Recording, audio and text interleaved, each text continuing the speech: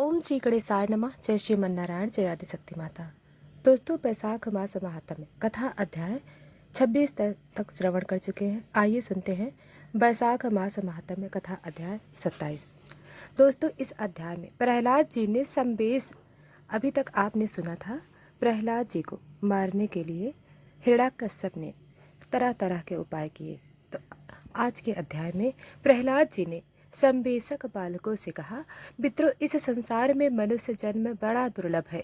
इसके द्वारा अविनाशी परमात्मा की प्राप्ति हो सकती है, परंतु पता नहीं कब इसका अंत हो जाए। इसलिए बुद्धिमान पुरुष को बुढ़ापे और जवानी के भरोसे न रखकर बचपन में ही भगवान की प्राप्ति कराने वाले साधकों का अनुष्ठान कर लेना चाहिए।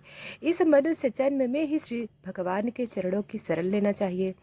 जीवन की एकमात्र सफलता है, क्योंकि भगवान समस्त प्राणियों में स्वामी, सुहृद, प्रियतम और आत्मा है।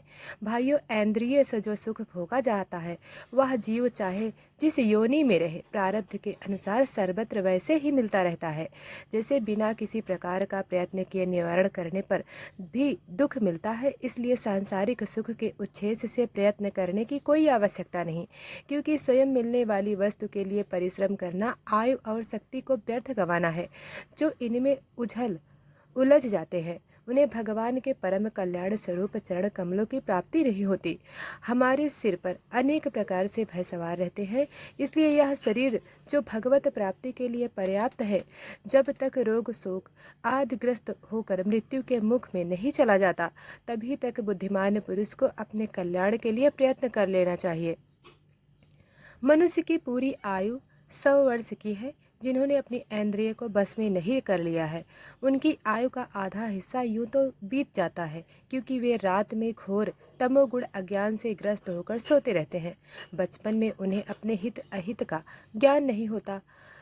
कुछ बड़े होने पर कुमार अवस्था में खेल कूद में लग जाते हैं। इस प्रकार 20 वर्ष तक तो पता ही नहीं चलता। जब बुढ़ापा शरीर को ग्रस्त कर लेता है, तब अंत 20 वर्षों में कुछ करने धरने की शक्ति ही नहीं रह जाती। कुछ थोड़ी सी आयु उसमें कभी ना पूरा होने वाली बड़ी बड़ी कामनाएं हैं, बलात् पकड़ रखने वाला मोह है, और घर द्वारा ही वह आसक्ति है, जिससे जीव उतना उलझ जाता है कि उसे कुछ कर्तव्य अकर्तव्य का ज्ञान नहीं रह जाता। इस प्रकार बची कुची आयु भी हाथ से निकल जाती है। दैत्य बाल को जिसकी इंद्रिय बस में नहीं है, ऐसा कोई सा पुरुष होगा जो घर गृहस्थी में आसक्त और माया ममता की मजबूत फांसी में फंसे हुए हैं, अपने काम को उसे छुड़ाने का साहस कर सके। जैसे चोर, सेवक एवं व्यापारी अपने अत्यंत प्यारे प्राणों को भी बाजी लगाकर संग्रह करते हैं, इसलिए उन्हें जो प्राण से भी अधिक वांछनीय है, उस धन की तृष्णा को भला कौन त्याग सकता है।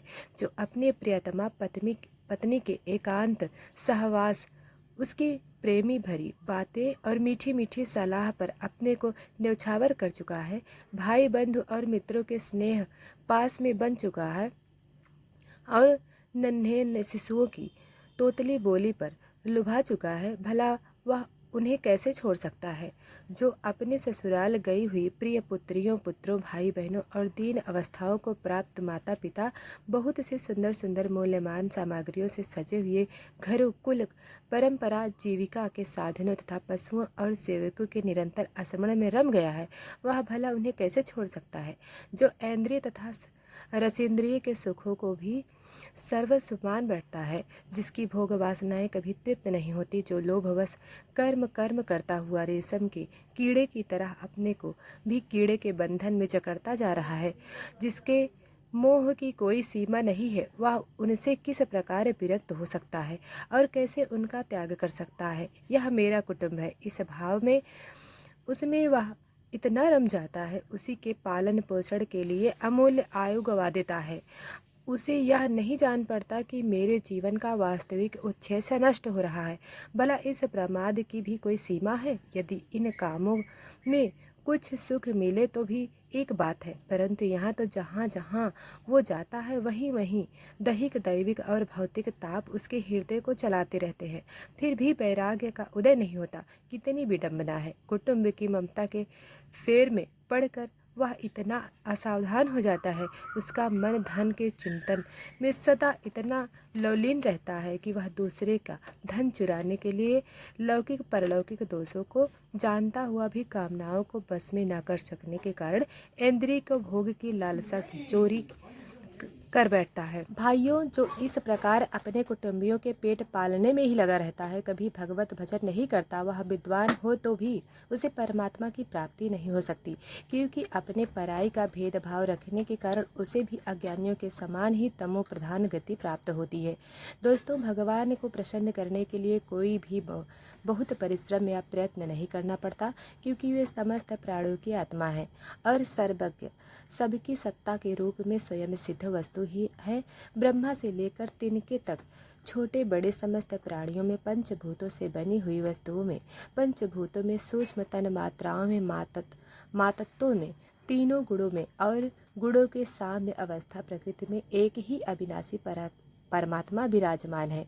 वही समस्त सौंदर्य और ईश्वर की खान है। वही अंतर्यामी दृष्टा के रूप में है और वही दृश्य जगत के रूप में सर्वथा अनिवर्चनीय तथा विकल्प रहित होने पर भी दृष्टा और दृष्ट व्याप्य और व्यापक के रूप में उनका निर्वाचन किया जाता है। वस्तुतः उनमें ही विकल्प नहीं, वे केवल अनुभव स्वरूप आनंद स्वरूप एकमात्र परमेश्वर है। गुण में सृष्टि करने वाली माया के द्वारा ही उनका ईश्वर छिपा रहा है। इसके निवृत्त होते ही उनके दर्शन हो जाते हैं। इसलिए तुम लोग अपने दैत्यपन का आसुरी दम संपत्ति का त्याग करके समस्त प्राणियों पर दया करो, प्रेम से उनकी भलाई करो, इसी से भगवान प्रसन्न होते हैं। आदि नारायण अनंत भगवान के प्रसन्न हो जाने पर ऐसी कौन सी वस्तु है जो मिल जाती है? लोक और परलोक के लिए जिन धर्म अर्थ आदि की आवश्यकता बताई जाती है, वे तो गुणों के परिणाम से बिना प्रयास के संभव स्वयं मिलने वाले हैं। जब हम श्री भगवान के चरणामृत का सेवन करते हैं, उनके नाम गुणों का कीर्तन करने लगते हैं, तब हमें मोक्ष की भी क्या आवश्यकता है। योग शास्त्रों में धर्म अर्थ और काम, इन तीनों पुरुषार्थों का वर्णन है। आत्म विद्या, कर्मठ, न्याय, दंड, नीति और जीविका, विविध साधन, ये सभी वेदों के प्रतिपाद्य विषय हैं।